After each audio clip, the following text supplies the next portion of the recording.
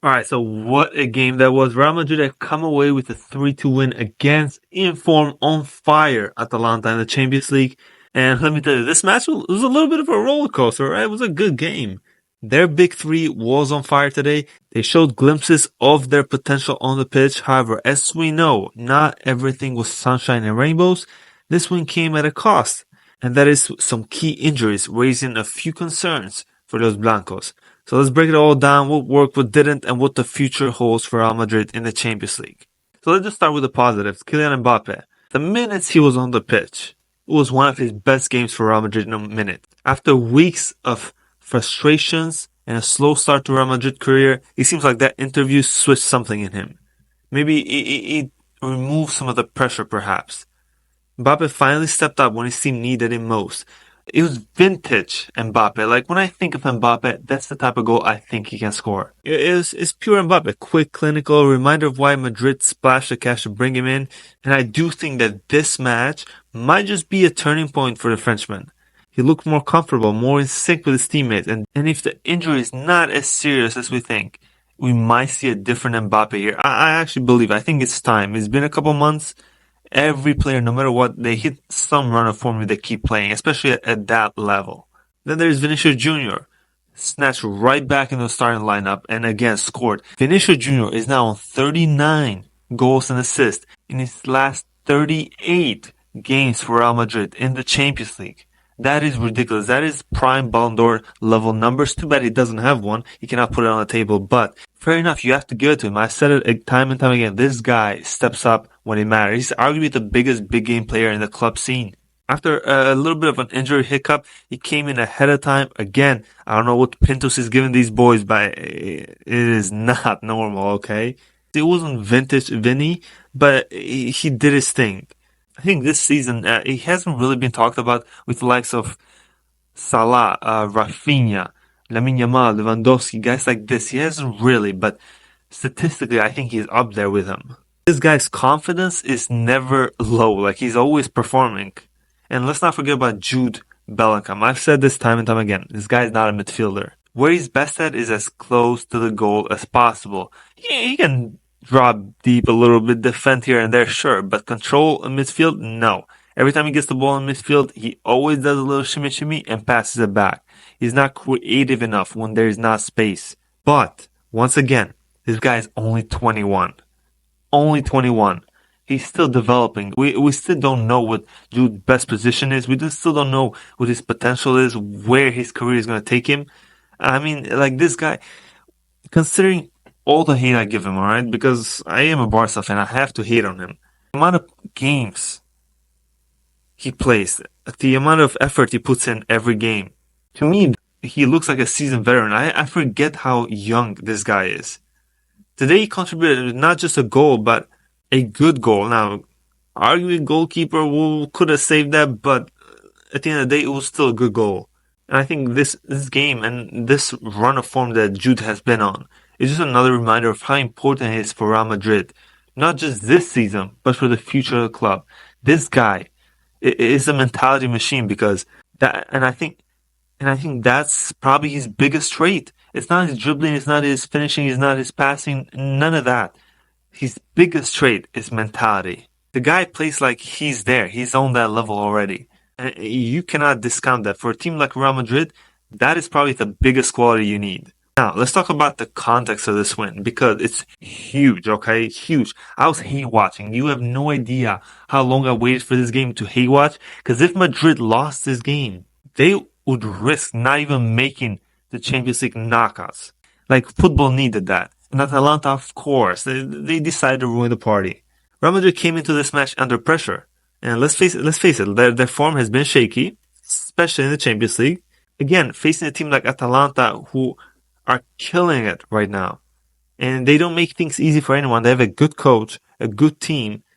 They're good tactically. They press very well. They have a couple good individuals as well. They've been very tough to crack recently. And we knew this was going to be a tough game for Real Madrid. And listen, they almost dropped points. They almost did.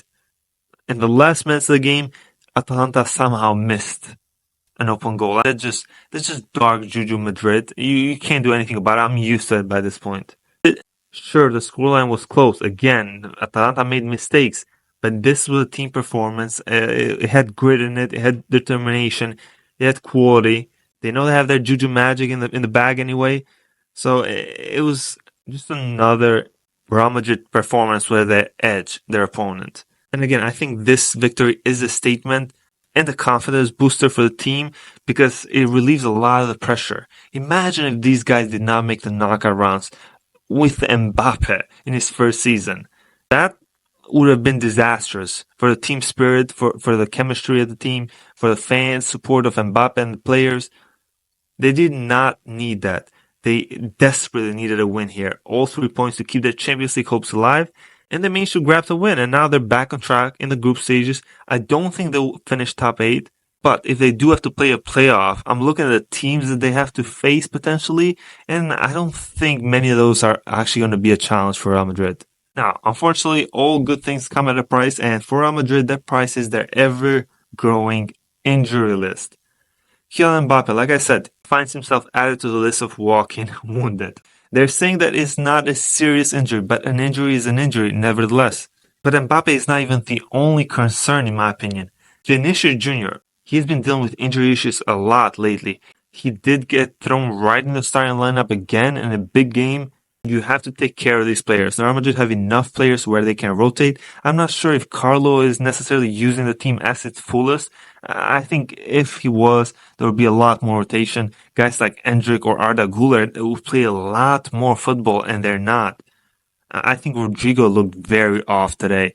He said we should add the R to the front three, but this performance, he was not there. I'm sorry. Again, another player which I thought was supposed to be injured somehow is in the squad list. I think you could tell he was not fully fit. Tchouaméni, again, injured, comes back, plays almost every minute.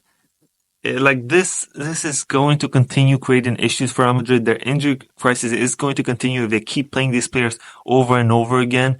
Carlo needs to rotate better. And now that this big game is put behind them, I do expect some rotations. Look, I know they have a deep squad, but when you lose key players every now and then, it unbalances the team. It destroys consistency and chemistry with the team. It is crucial for the medical team and the club's fitness staff, like Pintos, to work some of that dark magic juju, okay? And we know what we're talking when we're saying dark magic juju with Pintos. With the second half of the season approaching, Real Madrid cannot afford to lose any of their big players for an extended period of time anymore. So what do we take away from this 3-2 victory of Atalanta? Well, first and foremost, it's a massive boost to Real Madrid's confidence in the Champions League especially. Performance from Mbappe, Vinicius and Bellingham being on target, it shows what this team can do when they're at their best, or at the very least when they don't trip over each other. But let's not ignore the key injury situation. It's something that Real Madrid need to address if they want to go all the way this season. The squad is talented, but with so many key players sidelined every other game or carrying knocks, it's going to be a delicate balance act for Carlo.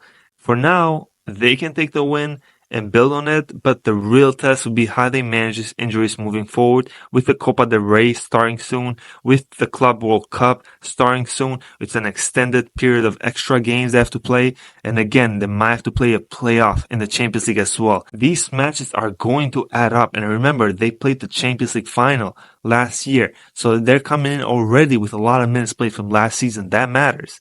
But that's one thing for sure. If they can keep their stars fit in the Champions League, I'll never doubt these guys again. After last year, never again. But that's all for me today, guys. Until next time, let me know what you thought about the game and how you feel about Real Madrid's chances in the Champions League this season. Leave a like, comment, subscribe, and I'll catch you guys in the next one. Peace out, everybody.